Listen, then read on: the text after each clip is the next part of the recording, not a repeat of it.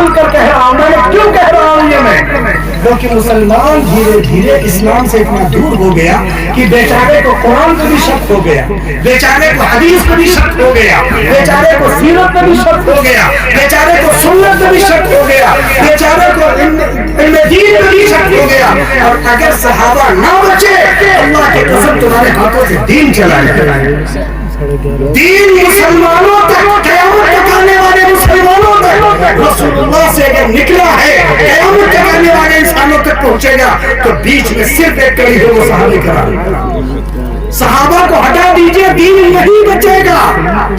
لیکن برا نہیں مانیے گا, نچنیوں کے نام یاد ہے, گویوں کے نام یاد ہے, ہر ٹھمکا لگانے والے والی کا نام یاد ہے, ان کے مقام مرتبے یاد ہے, ان کو یاد کرتے ہیں, ان کا ذکر کرتے ہیں, ان کی تعریفیں کرتے ہیں. لیکن اللہ کی قسم پورے دن میں شاید ابو بکر کا ایک بار نام لیتے, پورے دن میں شاید ایک بار عمر کا نام لیتے. اس سے پہلے شاید کہ بچی پڑھ رہی تھی, شیخ کلام پڑھ رہی تھی, کلام کا جو اندر درد تھا محسوس کر کے دیکھیا.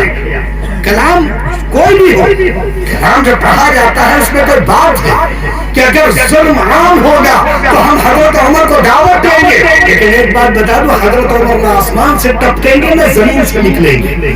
حضرت عمر, ہم تم میں سے کوئی حضرت عمر کی سیرت لے کے کھڑا ہوگا, باہر سے نہیں آئے گا.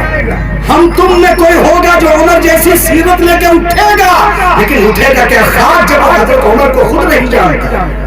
ایک صاحب کہنے لگے کہ ہم کو حضرت عمر بہت اچھے لگتے ہیں. میں نے کہا بڑا نیک آدمی ہے یار, پہلی بار ملا, میں نے کہا ہاتھ چوم لے اس کے, اتنا لاجواب آدمی حضرت عمر سے محبت کرتا. تو میں نے کہا حضرت عمر سے محبت کرنے کی کوئی وجہ تو ہوگی نا بھائی. دکان سے محبت ہے اس لیے کہ پیسہ کماتے ہیں, مکان سے محبت ہے اس لیے کہ آرام کرتے ہیں, بیوی سے محبت ہے اس لیے کہ ہمارا سب کام نپٹاتی ہے, بچوں سے محبت ہے کہ ہماری نسل ہے نا. محبت کی کوئی وجہ ہوتی ہے نا, وجہ ہوتی ہے.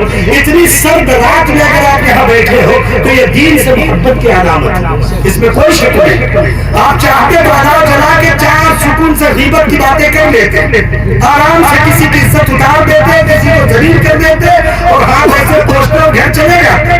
لیکن چونکہ آپ دین سے محبت کرتے ہیں اس لیے آپ اپنے گھروں کو, آرام کو چھوڑ کے آئیں گے اور اپنے آنے والے مہمان کو بھی لے کے آئیں گے. حالانکہ کچھ لوگ تو بیچارے مہمان کی وجہ سے آئے ہیں, اب مہمان ہی آگے وہ کہہ رہا چلنا پڑے گا, تو بیچارے کہتے ہم ایسے تو کبھی نہیں گئے, آج مجبور ہے, چلو اب تم کہہ رہے ہو تو چلتے. ایسا بھی ہوگا. حالانکہ عباس نگر میں ایسا نہیں ہوتا, باہر کہیں ہوتا ہوگا. عباس نگر میں تو نام اتنا خوبصورت ہے تو کام بھی انشاءاللہ خوبصورت ہوگا. تو میں واپس کر رہا تھا کہ اللہ تبارک دین صحابہ کرام, جو بات میں عرض کر رہا تھا, حضرت ابوبکر, حضرت عمر. آپ کو ایک بات بتا دوں میں, حضرت ابوبکر, عمر, عثمان, علی یہ ایک نام ہے, بالکل نام ہے, اس میں کوئی شک نہیں. لیکن اللہ کی قسم صحابہ صرف ایک نام نہیں ہے, صحابہ وہ صفات ہیں جن کو آپ کو اپنی زندگی میں لانا ہے. حضرت ابوبکر کا ایک نام ہے, لیکن حضرت ابوبکر کیوں ابوبکر صدیق کہلائے؟ حضرت ابوبکر کا مقام کیوں ہے؟ حضرت ابوبکر کا احترام کیوں ہے؟ حضرت ابوبکر وہ شخصیت ہے کہ آسمان پہ اللہ رب العزت کہتے ہیں فرشتوں جاؤ ابوبکر سے میرا سلام کہہ دینا. تصور کرو, جو قرآن پاک کو پڑھے ہو نا, پڑھے ہو کہ نہیں پڑھے ہو, ارے بچپن میں بھی پڑھے ہو گے, بعد میں پڑھے ہو کہ نہیں پتا نہیں, بہرحال پڑھے ضرور ہو گے. عباس نگر میں رہتے تو روزانہ ایک آدھ قرآن پوری پڑھتے ہو گے, بالکل ایسا ہوتا ہوگا.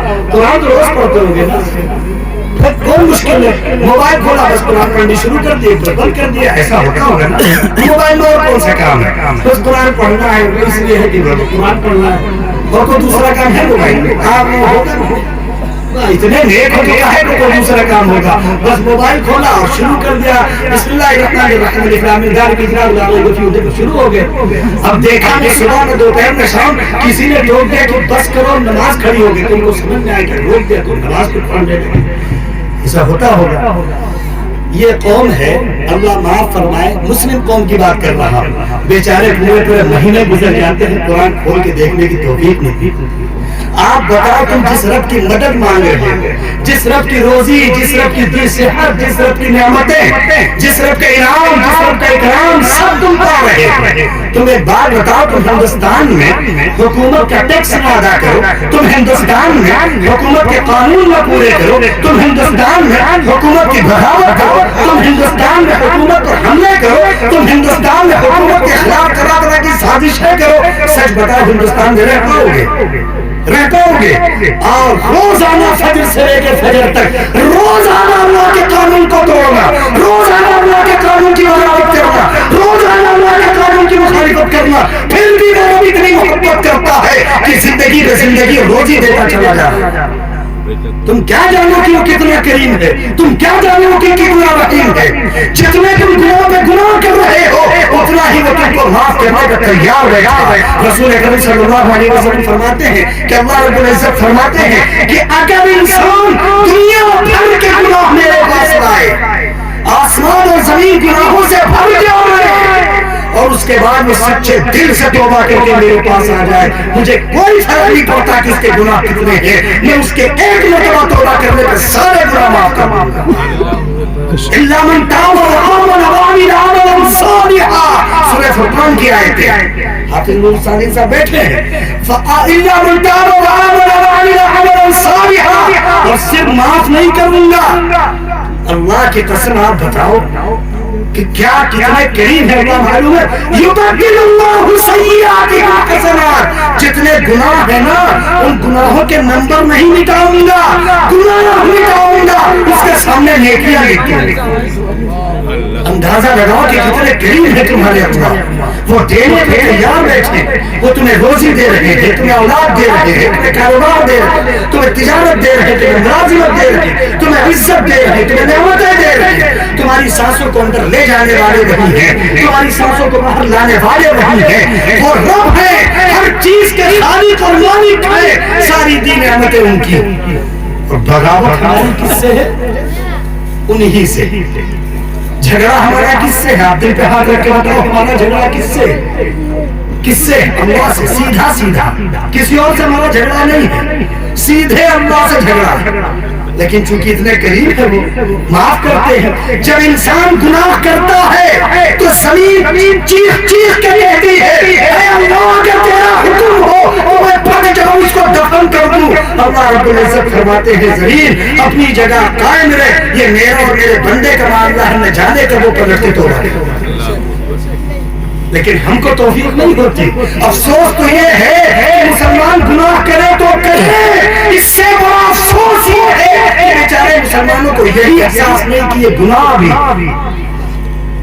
گانے سننا ایک گناہ ہے، فلم دیکھنا ایک گناہ ہے، غیبت کرنا ایک گناہ ہے، عورتوں کا بے پردہ گھومنا ایک گناہ ہے، جوا کھیلنا ایک گناہ ہے، شراب پینا ایک گناہ ہے، سٹا کھیلنا ایک گناہ ہے، نہیں ہے گناہ؟